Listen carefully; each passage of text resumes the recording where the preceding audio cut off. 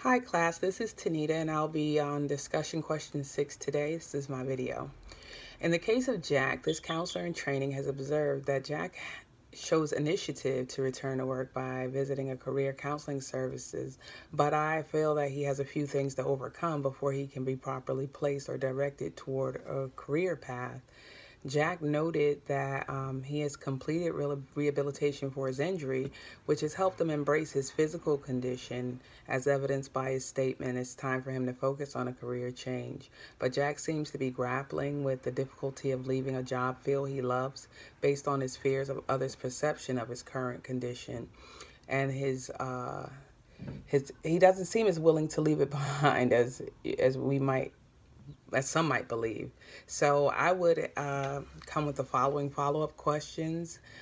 They would consist of asking Jack questions like, what did he love about construction? And if he could stay in that field and do anything besides machinery, what would that be? I feel like if I ask him questions like that and help him explore other career opportunities in construction, such as the office, inventory, or management opportunity, that will allow him to be in a supervisory role, that it will help him to elaborate more.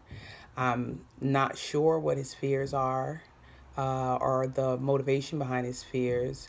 I know that being disabled can be very hard, but I feel like if I expose these career options, I could gain more clarity regarding his self-perception.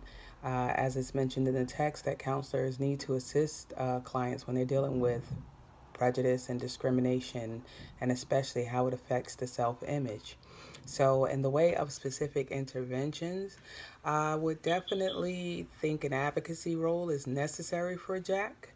Connecting with employers that are willing to view his disability as a diversity and not a deficiency.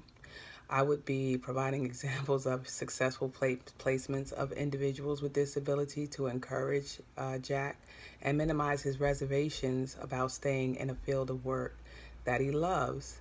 I would also work with Jack from a social cognitive theory perspective in order to develop key theoretical constructs like self-efficacy, outcome expectations, and personal goals.